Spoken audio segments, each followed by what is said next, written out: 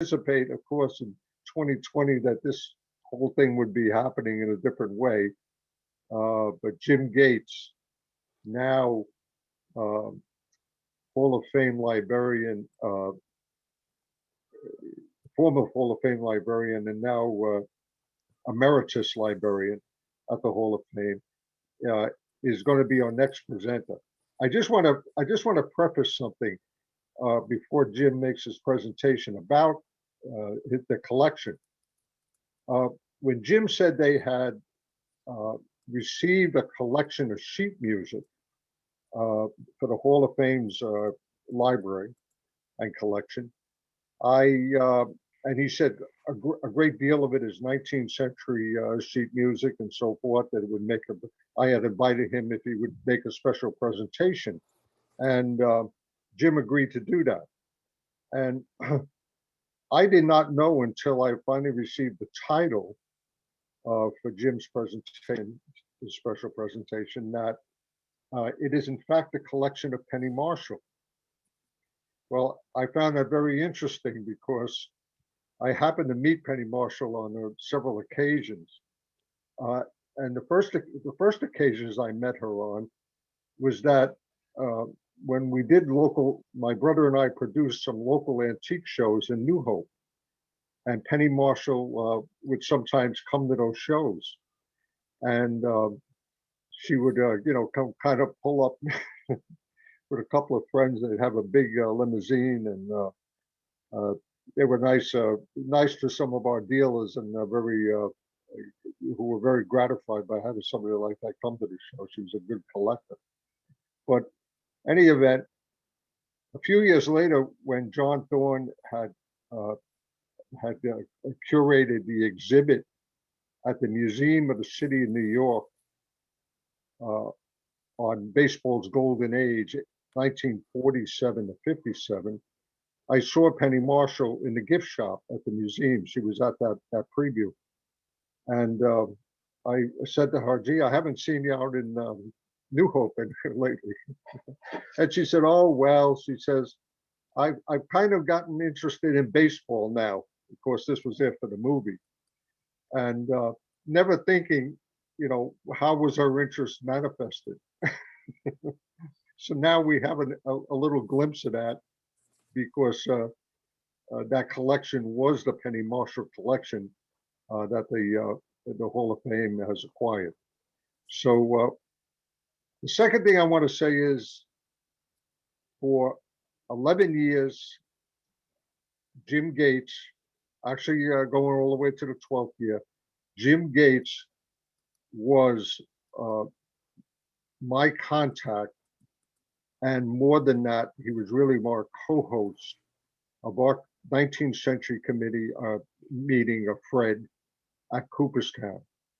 And I never worked with a more professional, I don't know how else to say it. He was just always there, always thinking ahead, always asking if I needed anything. And, we really built the Frederick Ivor-Campbell conference with Jim's help. And Jim, I want to thank you publicly in front of everyone here.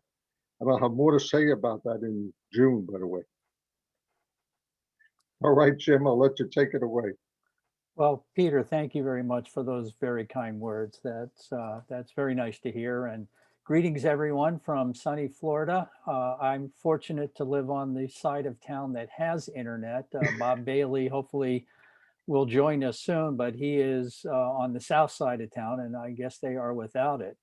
But let me switch over to share screen here.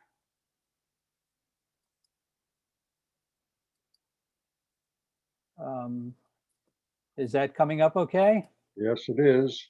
All right. Well, let's talk about the Penny Marshall sheet music collection and a little bit about the collection in Cooperstown on sheet music. I met Penny about 20 years ago, had several conversations with her, and learned that she was quite a sports fan, and her home was decorated with a large collection of sports memorabilia. I mean, it was significant. and she had become a great baseball fan. In fact, I found this quote about her and how much she loved baseball. And I tried to plant the seed with her when I did have my conversations that, you know, Jeepers, the hall might be interested in some of your material. You know, please let me know if we can ever assist. And there were some other people from the hall who also had communications with her. And lo and behold, after she passed away, we found out that we were in her estate and essentially were given a large list of material that we could select from for addition to the collection. And that was, you know, so very kind of her to do that. And I'm not getting, there we go. The material she left, there was you know, several hundred pages of listings of memorabilia. We went through it for the library. There was sheet music, there were some books, there were some posters, some other generic library type items. There were also artifacts for the museum collection that the curators went through and were able to select some nice additions to the collection. But one of the entries was just listed as a sorted collection of baseball sheet music. Didn't indicate how many numbers or what type of music or anything else, but the Hall of Fame has a very nice collection of sheet music already, about 1,000 pieces. Much of that had been donated by Margaret Steele and her husband in going back about 15 years. That's all been cataloged and is part of the collection. But there's, as I'm sure everyone is aware, there's this marvelous connection between baseball and music. So any chance you get to expand upon that collection, you take. So we checked off the sheet music collection, said, yeah, we'd like to have that, not having any idea what we would get when it arrived. But there were 3 notebooks and several folders containing sheet music. We went through them and there were 187 individual pieces of music covering over 120 years of time. And 95 of those pieces, so a little over half of the collection, were new for our archive. Not necessarily unknown to the music world, but certainly as new titles being held in the Hall of Fame's commercial or in the Hall of Fame's collection. And what I want to do today is go through about 20 of those pieces and kind of talk to you about those. 2 of which I think are of unique and historic significance to baseball and to the Baseball Hall of Fame's collection. But let me start by saying, don't anticipate being dealt any true knowledge on music. I can't read music. I can't carry a tune in a wheelbarrow.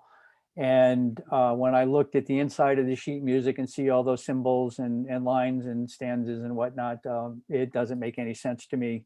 It is literally Greek. Actually, I probably know more Greek than I do about how to read music. So that aside, what I would like you to really focus on is a variety of the type of music that was produced, particularly in the 19th century. And all of the pieces today, except one, will be from the 19th century, but the one that's not is significant to this group. Note that there are both men and women who were involved as writers of the music and as lyricists. The fact that many of these pieces were dedicated either to individuals or teams, which seems to have been in vogue in this time period. There's also quite a bit of geographic diversity to the production of the material. It wasn't just Tin Pan Alley. It wasn't just New York City. These things were coming out in Philadelphia and Boston and Detroit and other places. Also note what I call the beauty of the publication. The publishers went to some extraordinary measures to produce unique covers that would help sell the item. This dates back to a time when almost every middle class and upper class home had a piano, and there was somebody in the house who could play the piano. Most of these pieces are for piano, and I know that because it says so on the cover, not because I know what the inside means. And with that, let's start by taking a look at, okay. The first piece is the Temple Cup March for piano, published in 1896. And as you can see across the top, this is dedicated to the Baltimore Baseball Club. Now, this is interesting in that the top appears to have been printed for this copy. And it would lead me to believe that the Temple Club March could have been reproduced with other dedications across the top for other teams or for other purposes. This one is nice in that it has a halftone print of the cup right there. And although printing was getting cheaper at this time, there were large printing presses that were common and available. Halftone prints were still, not cheap. And so the publisher of this went to some great length to produce this nice copy. You'll note the catcher's mask in the middle. It's hard to believe that protected anybody from anything. You'll see catcher's masks appearing on quite a few of the pieces, but also note the font here for Temple Cup March. It is made out of baseball bats, some of which have been cut to fit the purpose. But this is kind of just a fun little font that was, appeared just for this piece of music. Next would be the Western League March, and I think this is a nice connection to the previous presentation by Jack Bales. But here you'll see that this is respectfully dedicated to the Western Baseball League. Again, 1896, same year as before, and you'll see the executives that are shown in blue with their names and their affiliations below that. This was produced with compliments of the Hits Baking Company. I think I found that different companies would produce these sheet music pieces as giveaways over time. And you'll see some fun little artwork at the bottom with the cross bats and another catcher's mask that looks a little more practical than the one on the Temple Club March. At the Game of Ball, published in 1895, the Bonanza Music Company of Philadelphia. This one has both words and music. It's got a fun little motif there. Again, I don't know what kind of song this was. My knowledge there is kind of weak, but this was a new item for the collection that we had not seen before. This one is interesting in that it is the New York Baseball Club March for Piano. Now, when I think of a march, I think of a brass band that is, playing and marching down the street, and other people are following it. A march for a piano doesn't seem to be very practical to me, because how do you get the piano to go along with the troops as they're marching down the street? I guess you have to put it in the back of a wagon or something. But this would have been played in a parlor, and I guess people like to listen to their marches, and you'll see several of these as we progress through this. Now, this is called the New York Baseball Club March, but it's dedicated to the Ideal Social Club. I have not had a chance to do any research and determine what the Ideal Social Club was. But I think that's part of the presentation here. Is I'm trying to alert this group into the existence of this collection and to these specific pieces, in hopes that one of you will get excited about something you see here and may want to go off and do something. But here is, who is this author? Who is this publisher? It was produced for sale at all music stores and the Central Park Studio. And then there's a publisher, or a sales stamp below from 969 Broadway in Brooklyn. So that's probably the proprietor who sold this piece. But who is the Ideal Social Club, and what did they do? This is the pennant York. I tried to figure out what a York was, but couldn't find any definitions on the internet that helped me out. by William Barton Stone. This is from 1890, and this is dedicated to the New York and Brooklyn baseball teams. So this guy was trying to cover two markets. There's some, very nice artwork on the cover of this. And William Barton Stone is listed there as author of the Avon Polka, the Lamb's Polka, et cetera, et cetera. So apparently he was, the author of a number of songs and was now producing baseball songs as well. Again, a fun little piece here. This one is dedicated to Buck Ewing of the New York Players League, and it's the only one I saw that was dedicated to a particular player as opposed to a team or a league. And Clancy Wasn't In It is the name of the song, and it is listed as a comic song. And I'm sure if you put if you were to sit down at a piano and play this, know what you were doing. Hopefully there's something funny, but it was certainly listed as a comic song in 1890 when it was produced. Again, here is from 1890. This is Finnegan the umpire. Note the mask he is wearing. I don't see how that would protect you from anything. But as usual, we have, a poor Irish guy being pelted with bats and balls and beer bottles and hats and everything else. So let's hope that this was also a comic song. But it shows the lack of respect the umpires had in those days. And I'm sure that after watching a few games this year, you may have wanted to do that to some umpires today. Now, this one is dedicated to the New York Baseball Club. And when I looked at this, I went inside, and the specific club that they were dedicating it to is the New York Giants. This is from 1889, Steel Slide Anyway. Here you'll see the words are by a woman, at least I'm assuming it is, with the first name of Virginia. And some really nice artwork with a ball, a bat, and you notice it is the figure 8 stitching on the ball, a nice little glove there, and a catcher's mask that looks like it was actually practical to be wearing. But again, some carefully produced artwork on this piece. And hopefully Virginia Duncan and James Mascott are, have produced something else as well. This one is the Ball Club March. It was published in 1888. So again, we're going back a little bit, and it's dedicated to the Boston Baseball Association, produced in Boston. Over 100,000 copies already sold. So apparently this would have been fairly common in those days. And here as a march, this one is not for piano, but by the Baldwin's Boston Cadet Band. So this is a march actually produced for a band to play.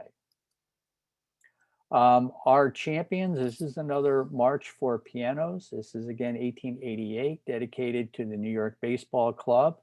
And you'll a fun little piece of art here as well. You'll see a catcher who is protected by a very strange looking mask, and you'll see the letters NY on the belt of the player. And this is where you have Jay Franklin as the composer, and another song that apparently was well known that was produced by that person. And this one is Out of Brooklyn.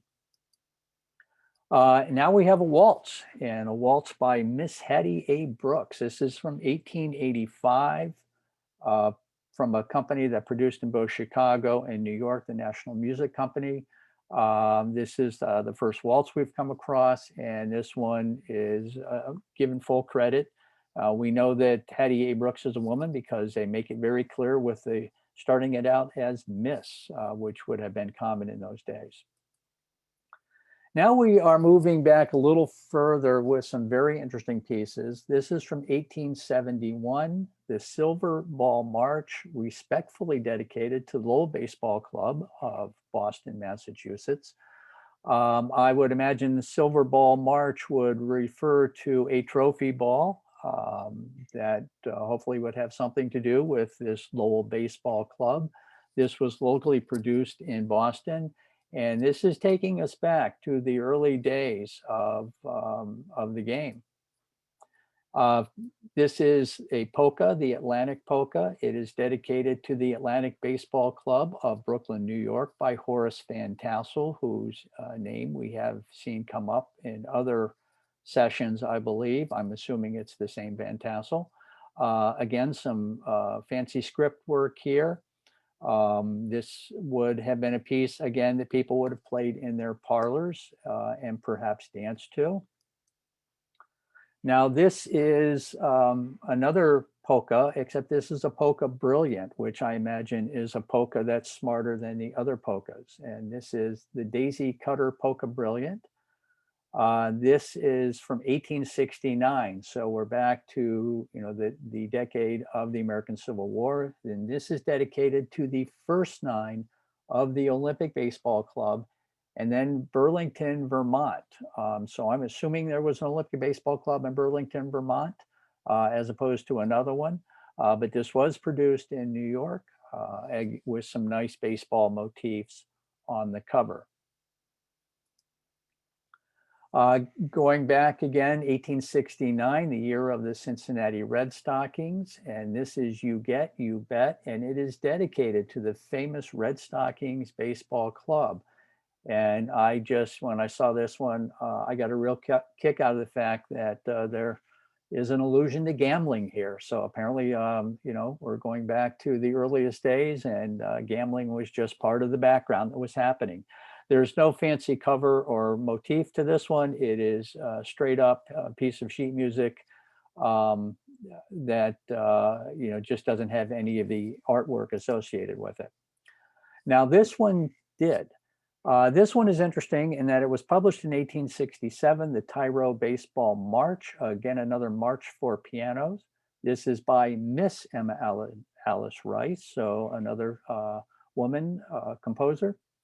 1867 was the earliest date for a piece of sheet music in the Hall's collection prior to receipt of the penny Marshall. So this is one that kind of tied that record. Here you'll see the TYRO Baseball Club is in Detroit, Michigan, and there's a nice baseball game motif in the centerpiece of this one. And this is the Baseball Fever from 1867. So again, tying the record for the earliest produced piece in the Hall's collection. A couple of interesting things around here. Some of you are old enough to remember that back in the 60s and 70s, I believe Major League Baseball had an advertising campaign, Baseball Fever, catch it. Well, it looks like Lou Simons or Simmons Esquire had baseball fever long before MLB had their campaign and produced this sheet music in 1867. And if you'll note the motif in the middle, those are people playing baseball, but they're doing it on what looks like a cricket ground. And if you look carefully, you'll see that the batter and the pitcher are where the bowler and batter would be, but they have set flags up for bases in between places that are in between the corners. So this is a nice example of the transition from cricket to baseball. And then we have to step back to 1861. This is the Tiger Polka, composed and dedicated to the Buffalo Tigers. Now, when we got this, I was showing it to Tom Schieber because we were kind of excited. This was not a team we were familiar with. And it's like, oh, the Buffalo Tigers, they're not listed anywhere. So, and let me give full credit to Tom on this one. He did some research and discovered that the Buffalo Tigers was not a baseball team. They were a social club. From what we can tell, something of a paramilitary social club. But several of the members of this social club were also members of a Buffalo baseball team. So that was good enough for us to say, well, we're keeping this because there is a connection to baseball. And it, at the time, took us back to 1861, which made this the oldest piece of sheet music in the collection. And that was kind of exciting. But that excitement was upped a little bit later when we came up with another piece that we'll talk about. Now, I mentioned there were two pieces of historical significance beyond the norm here, and I want to talk about those two now. If you'll recall, a few years ago at an earlier Fred session, we had a special dedication of that little road in front of Doubleday Field in Cooperstown. It was renamed Bud Fowler Way. And we were there for the unveiling of the street sign. John Thorne and I both spoke at a little ceremony that was held.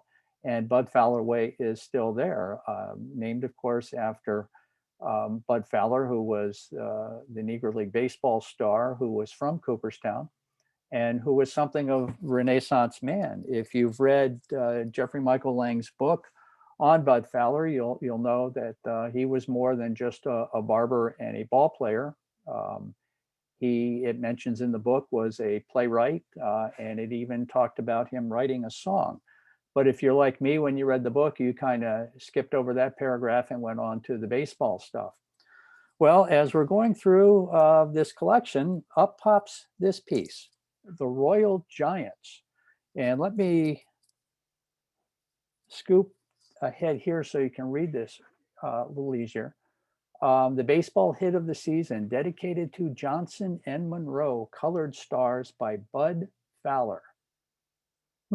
Published by Fowler and Beckwith in Frankfort, New York. And it was like, wow, this has got to be the Bud Fowler. I mean, who else would write a song dedicated to color stars? And the fact that he was in Frankfurt, which is, we knew that Bud Fowler lived there. Now, so the assumption was that this was the song written by our Bud Fowler from 19th and early 20th century baseball. But you know, it was close, but there's no absolute proof here.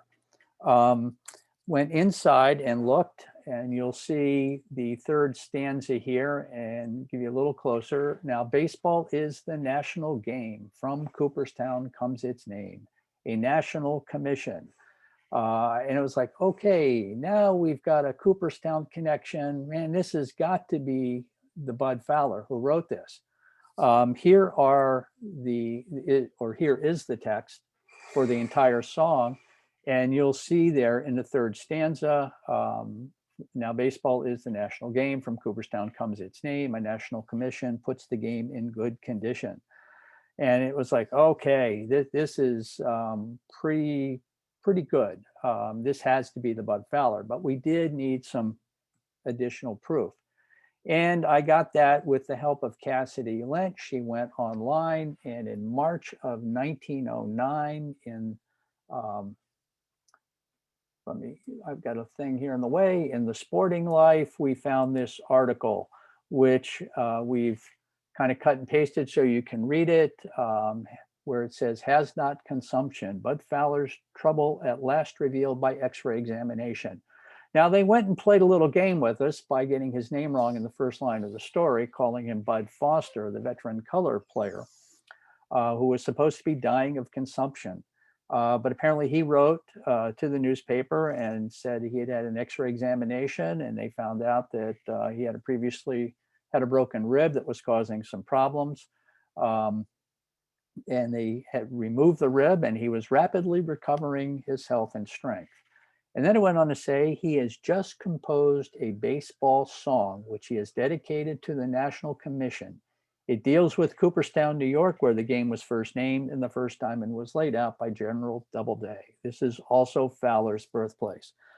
Well, beside the fact that they're extending the Cooperstown myth here, this was just after the Mills Commission had produced its report, and that was part of the background in those days. We know, of course, the myth there, but this was proof, as far as I'm concerned, that the piece of sheet music that we had did come from the Bud Fowler, and a very exciting addition to the collection. And then went a little bit further. It's like, well, I haven't seen this before. You know, who else has a copy? So keeping in mind that these catalogs are fluid, they're being updated all the time, and it's possible that there's an uncatalogued item in a collection that's been added or hasn't been found yet. But we checked WorldCat, which is the OCLC database of about 60,000 libraries, and it was not listed there. Did a separate check at the Library of Congress catalog in their music collection and could not find a copy there. then started going a little bit more local, went to the New York Public Library catalog in New York City. No luck, it's not listed there. Well, hopefully the state library has a copy, but could not find one cataloged. Even went to the local public library in Frankfurt, New York, and they did not have a copy. It's like, okay, there's only two places left to check. We did go to the Levy Sheet Music Archives at Johns Hopkins University in Baltimore. They have about 35,000 pieces of sheet music there. Most of it has been digitized and is searchable at their website. And this particular song is not listed. Also went to the Baseball Sheet Music Project, which is a separate project, and the copy is not listed there. So via Penny Marshall, we now have this Bud Fowler song in the archives at the Baseball Hall of Fame. And as far as I can tell, it is the only cataloged copy that is available to researchers. I'm sure that this isn't the only copy that's in existence, but it's the only copy that's cataloged and readily available. So, that was just great news that we were able to make this available. It is cataloged and it is part of a separate collection of sheet music that we kept all the Penny Marshall stuff together. So for me, this was a historic and very important addition to the collection. The other one is this piece here called the Gymnastic Galopade, a lively round of dance in duple time. Now I had to go looking up what a galopade was, and it is a lively dance tune that is derived from galloping horses. So not sure exactly what they're doing when they dance like galloping horses, and duple time is the type of rhythm that is used. But I wanted to focus in on three parts of this sheet music. The first is, if you look at the top, you'll see two lads fencing in the upper left. You'll see two little cherubic angels getting ready to duke it out with boxing gloves. And then in the upper right, you see two fellows who I am assuming are engaged in some sort of wrestling activity, leading me to believe that if you were a young person in the mid-1800s, life was rather violent. You were either trying to knock each other with fences, wrestle, or get beat up by some angels wearing boxing gloves. But you'll also notice here, Gymnastic Galopade, composed and dedicated to John Sheridan, Esquire, by James G. Mater. There are 5 lines of text here, and each one is done in a different font. And I'm sure you've seen that in some of the other pieces. So apparently lithographers in this day and age never met a font they didn't like and didn't want to use. Now, going down to the middle of the piece, there is this image of people playing, I'm assuming boys, but this image of young men or boys playing cricket. And that is the stick and ball connection that we need for this piece to be a legitimate part of the Hall of Fame's archive. And that, for me, this alone makes it a super edition. But then when we read the fine print at the bottom, well, this was published in Boston by William H. Oakes, and if you'll see right under his name, it was done in the year 1843. So this not only took the sheet music back 18 additional years to 1843, but this now is the oldest original artifact in the Hall of Fame's collection. Now, I'm sure that Cassidy Lent thought I was the oldest original artifact in the collection, but that's not true. It is this piece of sheet music collection. And it's just important to, posthumously thank Penny Marshall. She thought of us. There's a picture of her at her house in front of some of her collection, but she was extremely generous to the Hall and to several other institutions with her collection. It has expanded what we're able to make available to researchers. Again, if you work in a library, you're not collecting stuff to gather dust in the basement. You want it to be used. And I'm hoping that by telling you about this collection, that you will want to come to Cooperstown. You will want to spend some time doing some research, maybe on the collection, but on a particular piece. And I'll throw Cassidy under the bus right now and say, just get in touch with Cassidy if you need any assistance, and she will help you out. But with that, let me stop the share here, and Peter, hand it back to you.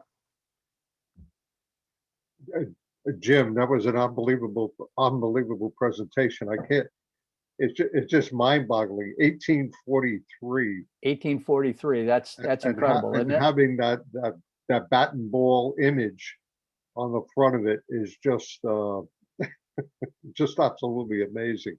That's an incredible leap, going backwards, to an earlier period. It's just amazing to see that.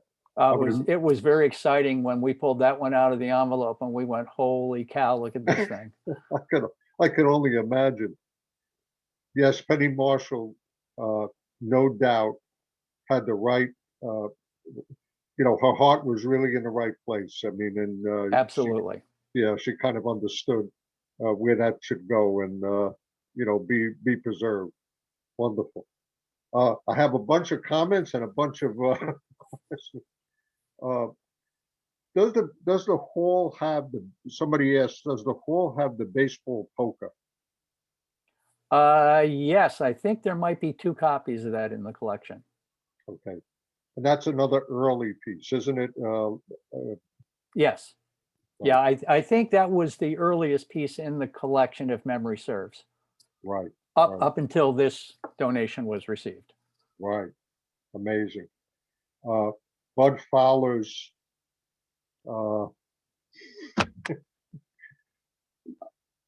obviously, I think the hall probably right now is the only place that probably has that, unless there's somebody that has it in their basement. But that's an incredible find, Oh, it was phenomenal, and the fact that there had been some alluding in previous biographical pieces on Fowler that he did this type of thing, but to actually have a piece of his work in the collection, it was very exciting, and it was not listed. Like I said, the index we got of the collection just said an assortment of sheet music. And so we had no idea what we were getting. And again, you get these wow moments when you open these things up. Right. That certainly must have been.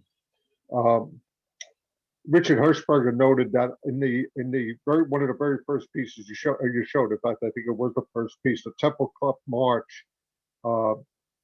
He noted that he thought that the catcher's mask used for the artwork was probably a lot earlier than that, than the sheet music was dated. That sheet music came, of course, from the 1890s. But he figures that mask is probably at least 15 years earlier.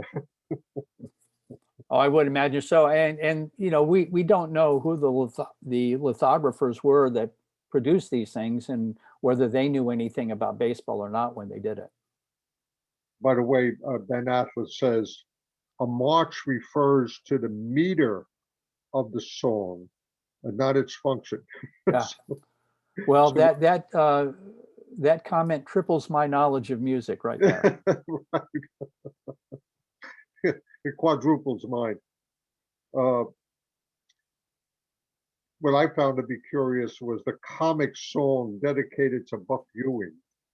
Were there any lyrics with that song, or was it just simply a piano piece? I believe there were lyrics with that one.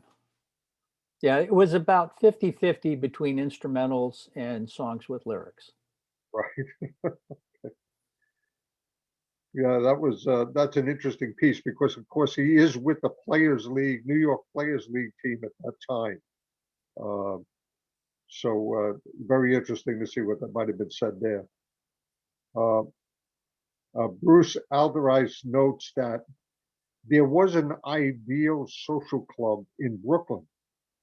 And then Tom Seaver says he discovered a little bit of information about it that was published about a year earlier than the sheet music.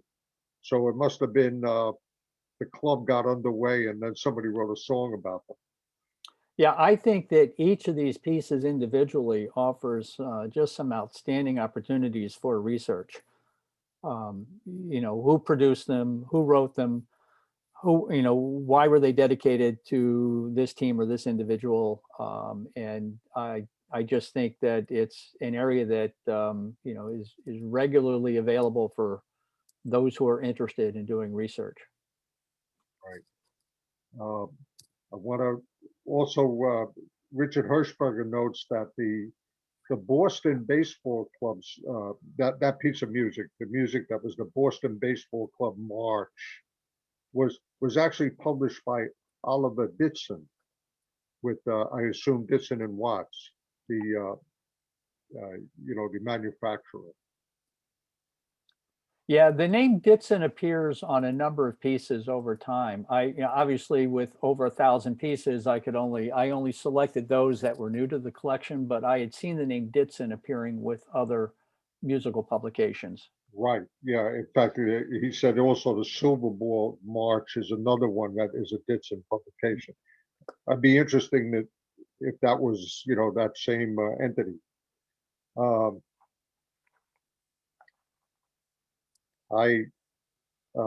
The Buffalo piece is another fascinating piece, 1861. So that piece is dedicated to a social club, but some of its members were in fact baseball players. Yes, Tom Schieber did some background research on that. We were able to connect the members of this club to a baseball team. Incredible, incredible. Okay. And 1843. Yeah. Amazing. And the funny thing is prior to the arrival of this collection, we had done some research for Eric Stroll as chief curator. He was wanting to know what were the oldest pieces in the collection in the various categories. So of course, as soon as we got that done, we get this new donation in and had to redo the whole memo because we now had a new oldest piece in the collection. Right. And you mentioned that part of a portion of the collection was you had no record of previously. You had no artifact previously. How many did you say again were going to be, in a sense, new to the collection, to the collection? 95 of the pieces were new to the collection. Now, most of those we were able to connect to records at either Johns Hopkins or the Baseball Music Project. So they were not unknown entities, Right. but it was just that copies, original copies didn't exist in the library collection. Right. So you're able to add 95 new titles to what you have up at the hall. Right. And the goal, of course, is to get these things digitized and available online from the hall's website, but it takes time to do that. Cassidy Lent is the person you need to get in touch with. In fact, let me send out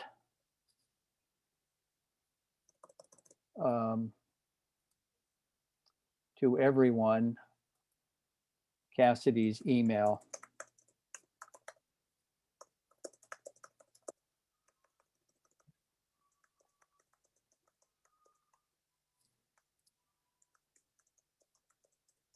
Yes, and Cassidy has been very much on top of our future at the hall with next year's conference, and I'll give that.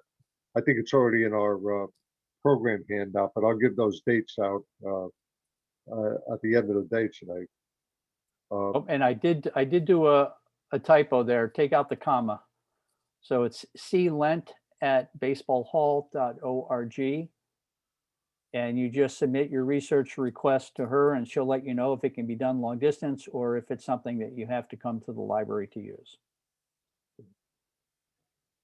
Well, Jim, I want to thank you so much for stepping up to do this for us.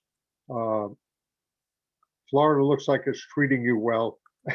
Yeah, when we originally talked about this, of course, we were going to have these pieces pulled and sitting on a table for everyone to see. And at the time, I had never done a virtual program. Now I do about 1 or 2 a week. So I'm getting used to the technology, and I'm also getting used to the fact that when I wake up in the morning, I don't have to think about shoveling snow.